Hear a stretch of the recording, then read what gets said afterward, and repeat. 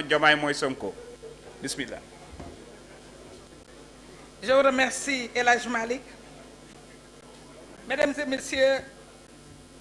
permettez-moi d'étreindre mon émotion et de remercier tous ceux qui sont présents cet après-midi. Remercier tous les leaders, remercier la presse, remercier les militants, mais le peuple sénégalais. Le peuple sénégalais qui, mobilisé, a manifesté son désir d'avoir des élections. Le peuple sénégalais qui a manifesté une ferme volonté de sauvegarder son peuple, de le maintenir dans la démocratie, de sauvegarder ses acquis, de maintenir les acquis démocratiques obtenus de haute lutte. Ce magnifique peuple a choisi, a placé Ousmane Sonko dans son cœur. Ce peuple intelligent a observé Ousmane Sonko, a suivi Ousmane Sonko depuis son bureau des impôts et domaines. Ce peuple a admiré l'abnégation de Ousmane Sonko, son esprit d'équité et de justice, sa façon de voir les choses avec équité, mais ses vérités. J'ai vu quelque part dans les réseaux les analyses de Ousmane Sonko qu'on pouvait appeler ses vérités. Ces vérités qu'il a l'habitude de décliner, même si ça doit toucher ses propres intérêts. J'en sais quelque chose pour avoir été avec lui à l'Assemblée.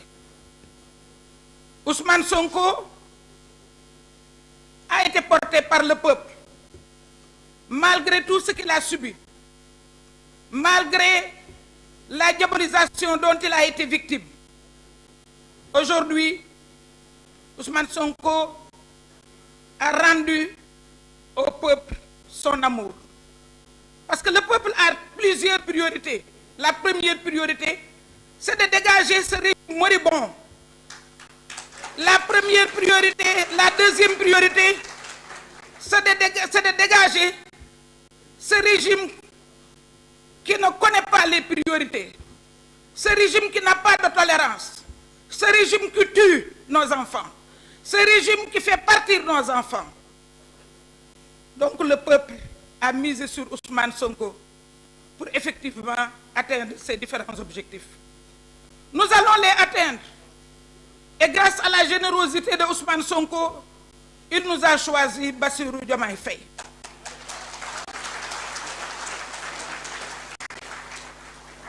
Aujourd'hui, nous avons pu parcourir rapidement le projet, mais nous sommes sûrs que la bonne gouvernance sera en bonne place dans le projet. Nous sommes sûrs que la réforme des institutions aura sa place dans le projet. Nous sommes sûrs qu'on parlera d'éthique, qu'on parlera de transparence, mais surtout de réforme dans la justice. Parce que nous avons tous été victimes de cette justice. te loo xam-xam waaye li mu subir mu gën la koo xam Sénégal ñoo bëggal seen bopp Ousmane Sonko tey Ousmane Sonko wane na li tax Sénégal bëgg ko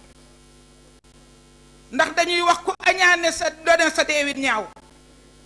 Ousmane Sonko yéene na nit ñi boppam waaye yéene nit ñi li mu gën a wóolu ci àddina ak ki mu gën a wóolu ci àddina mooy Bassirou Diomaye Faye ay nag gor yoo xam ni dama koy bàkkoo toujours par rapport ak ñu nit bëgguñu politique ma ni politique du ku nekk ko mën politique générosité la politique disponibilité la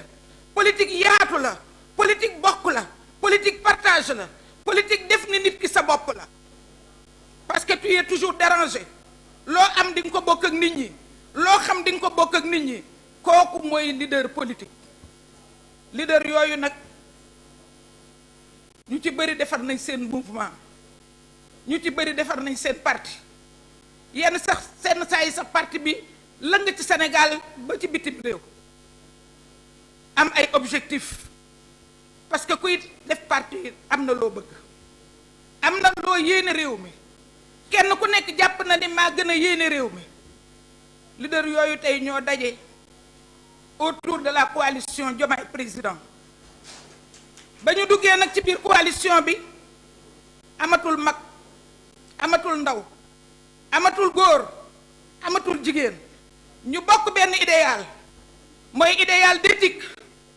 idéal d'abnégation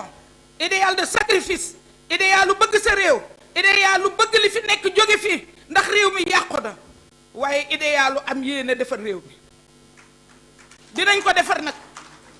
ndax ñu ci bëri Ousmane Sonko la ñu wóolu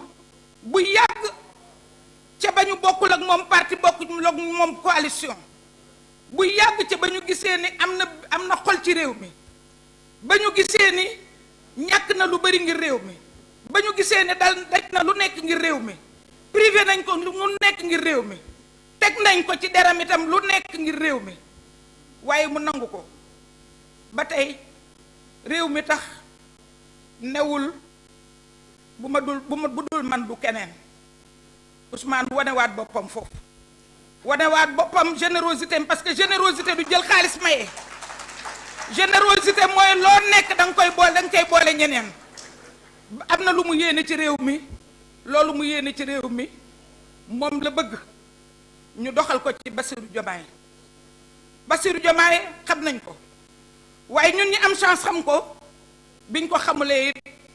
dañu ni ku Sonko seet mu doy na leen ndax Diomaye mooy Sonko mooy Diomaye loolu moo tax leader yi bu ñu ko waxee militants yi la ñuy wax parce que leader boo gis dafa am base leader boo gis dafa am ay xarit leader boo gis dafa am ay mbokk leader boo gis dafa am soppe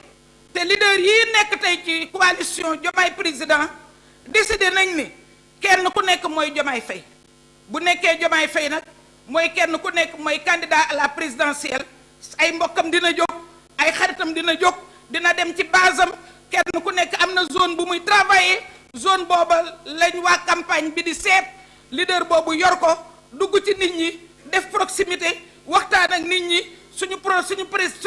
candidat neex naa jaay produit la boo xam ne soxlawul mën marketing soxlawul jàng marketing pour jaay Bassirou Diomaye ci loyautéem Bassirou Diomaye ci boppam parce qu'il est très structuré Bassirou Diomaye ci yanu projet bii nga xam ne moom la ñuy ñëw jox ko Bassirou Diomaye ci ancré ci Pastef ak li nekk ci Pastef ci vertu ak li nekk ci Pastef ci jub ak li nekk ci Pastef ci jaar-jaar te ñu xam ko pratiquer ko damay faral di wax ni ñi nga xam ne jël nañ leen dugal leen ñu nekk ay candidat ci Yewwi Askan Wi ku ci gañewul sax candidat bu baax nga ndax Bassirou Habib duma bàyyi ñoo nekkoon muy seet candidat yi di seet ku ci am problème ak justice ñu dégagé la ku ci mës a détourné ñu dégagé la kooku nag bu ñëwee wax éthique ñu gëm ko bu ñëwee wax bonne gouvernance ñu gëm ko bu ñëwee wax projet ñu xam ne mooy projet bi ñooñ ci ànd ak moom fal ko au premier tour parce que amuñu jot tardeel nañ ñu te waa ji war naa dem la de premier tour